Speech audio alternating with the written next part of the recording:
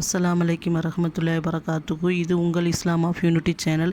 இந்த சேனலில் இன்றைக்கி நம்ம ஜிம்மா நாளில் செய்ய வேண்டிய 3 அமல்கள் என்னங்கிறது இன்ஷா அல்லாஹ் நம்ம தெரிஞ்சுக்கலாம். நீங்கள் இந்த வீடியோவை முழுசாக பாருங்கள். அப்போ தான் நான் சொல்ல வர்ற விஷயமும் நீங்கள் நன்மையை பெறக்கூடியவர்களாக இருப்பீர்கள். அதுக்கு முன்னுக்கு நீங்கள் இப்போ தான் நம்ம சேனலை முதல் முறையாக பார்க்குறீங்கன்னா சப்ஸ்கிரைப் பண்ணி வச்சுக்கோங்க. அப்போ தான் நம்ம போடுற வீடியோ உங்களுக்கு உடனுக்குடனே கிடைக்கும். அதாவது அல்லாஹ்வோட தூதர் சொன்னாங்க, வெள்ளிக்கிழமை, அந்த வெள்ளிக்கிழமை பார்த்திங்கன்னா நாட்களிலே சிறந்த நாளும் வெள்ளிக்கிழமை தான். அதே மாதிரி சூரியன் உதிக்கும் நாட்களிலே சிறந்த நாளும் வெள்ளிக்கிழமை தான். வெள்ளிக்கிழமை என்னோட உம்மத்துக்கு பார்த்திங்கன்னா ஒரு பெருநாள் மாதிரி நம்ம கொண்டாடணும். ஏன்னு கேட்டிங்கன்னா சின்ன பெருநாள் அன்னைக்கு நல்லா குளித்து ஆடைகள் அணிந்து பள்ளிவாசலுக்கு செல்லணும்னு சொல்லி அல்லாஹ்வோட தூதர் சொன்னாங்க. இப்போ ஜிம்மா தொழுகை செல்றதுனால சிறப்பை இன்றைக்கி நம்ம முதலாவதாக பார்ப்போம். ஜிம்மா தொழுகைக்காக குளித்து விட்டு தலைக்கு எண்ணெய் பூசி நறுமணங்களை பூசிக்கொண்டு நேரத்துடன் பள்ளிக்கு சென்றால் சுமார் 10 நாட்கள் சிறு பாவங்கள் மன்னிக்கப்படுகின்றன என்று. அது எவ்வளோ பெரிய பாக்கியம் பாருங்கள். அப்போ நமக்கு இந்த ஒரு செயல் செய்கிறனால நமக்கு என்ன கிடைக்குதுன்னு கேட்டிங்கன்னா 10 நாள் செய்த பாவங்கள் மன்னிக்கப்படுகிறது. இரண்டாவது பார்த்திங்கன்னா மலக்குமார்கள் பள்ளிவாசலில் வருகை தராங்க. அல்லாஹ்வோட தூதர் நபிகள் நாயகம் ஸல்லல்லாஹு அலைஹி வஸல்லம் கூறினார்கள், வெள்ளிக்கிழமை வந்துவிட்டால் வானவர்கள் ஜிம்மா தொழுகை நடைபெறும் பள்ளிவாசலின் ஒவ்வொரு நுழைவாளில் நின்று கொண்டு முதலாக நுழைபவரையும் அடுத்தடுத்து நுழைபவர்களையும் அவர் யார் யார் என எழுதி பதிவு செய்து கொண்டிருக்கிறார்கள்.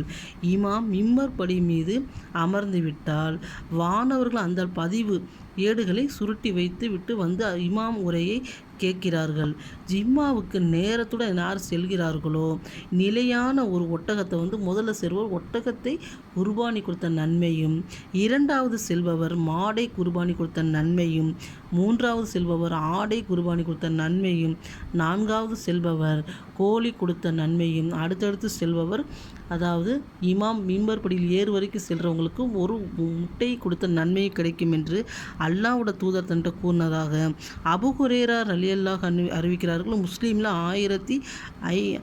1554வது ஹதீஸா இடம்பெற்றிருக்கு. அப்போ ஜிம்மா நாள் தொழுகைக்காக நம்ம செல்றதுனால எவ்வளோ நன்மை கிடைக்கிது பாருங்கள். நம்ம வருஷத்தில் ஒரு நாள் குர்பானி கொடுக்க முடியாமல் எத்தனையோ மக்கள் நம்ம கஷ்டப்படுறோம், நம்மளால் முடியலை. ஒவ்வொரு ஆட்டோட ஒவ்வொரு ரோமத்துக்கும் பாவங்கள் மன்னிக்கப்படுகின்றன. அப்படி இருக்கிறப்ப வாரம் நம்ம ஜிம்மா தொழுகைக்காக முதல்ல நம்ம செஞ்சோம்னா நமக்கு குர்பானி கொடுத்த நன்மை அல்லாஹ் சுப்ஹானஹு வ தஆலா தருகிறான்.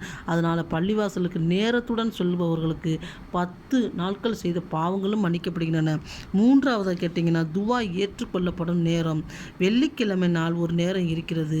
அந்த நேரத்தில் ஒரு அடியான் தொழுதுவிட்டு அல்லாஹ்விடத்தில் துவா கேட்டால் அந்த துவா அல்லாஹ் ஏற்றுக்கொள்ளப்படுவான் அப்படின்னு சொல்லி அல்லாஹ்வோட தூதர் நபிகள் நாயகம் ஸல்லல்லாஹு கூறிவிட்டு மிக குறைந்த நேரம் என்பதை தன் கை சைகனை செய்து உணர்த்தினார்கள் என அதிகப்படியான ஹதீஸ்களை வந்திருக்கு. இது முஸ்லீமில் 1543வது ஹதீஸாக வந்திருக்கு. பெரும்பாலான இமாம்கள் அது அசருடைய நேரம்னு சொல்கிறாங்க. இந்த 3 விஷயங்களை நம்ம ஜிம்மா நாளில் செய்ய தவறிட்டோம்னா அதிகமான நன்மைகளை இழக்கக்கூடியவர்களாக இருக்கும். அப்போ வீட்டில் உள்ள பெண்கள் எங்களுக்கு எதுவும் நன்மை இல்லையா அப்படின்னு கேட்டால், யார் தன்னோட கணவனையோ பிள்ளையோ குடன் பிறந்தவர்களையோ பள்ளிவாசலுக்கு ஜிம்மா நாளோ மற்ற நாளோ அனுப்புகிறார்களோ அவர்கள் பெற்ற நன்மையை போல இவர்கள் நன்மை பெறக்கூடியவர்களாக இருக்கிறார்கள். நபிகள் நாயகம் ஸல்லல்லாஹு அலைஹி வஸல்லம் கூறினார்கள், பெண்கள் வீட்டில் இருந்தே அதிகமான நன்மைகளை பெறக்கூடியவர்களாக இருக்கிறார்கள் அப்படின்னு சொல்லி சொன்னாங்க. அப்போ இந்த 3 நன்மைகளை ஆண்கள் செய்தாலும் இந்த 3வது நன்மைகளை நம்மளும் செய்யலாம். துவா செய்கிறது, அதிகமான துவா செய்கிறது, சூரா காஃப் ஓதுறது, சலவாத் ஓதுறது, இந்த மாதிரி நல்ல விஷயங்களை நம்மளும் செய்யலாம் இன்ஷா அல்லாஹ். அதனால் இந்த 3 நன்மைகளை வெள்ளிக்கிழமை தவறாமல் செய்து அதிக நன்மைகளை பெறக்கூடியவராம் இன்ஷா அல்லாஹ் இருப்போம். அஸ்ஸலாமு அலைக்கும் வரஹ்மத்துல்லாஹி வபரகாத்துஹு.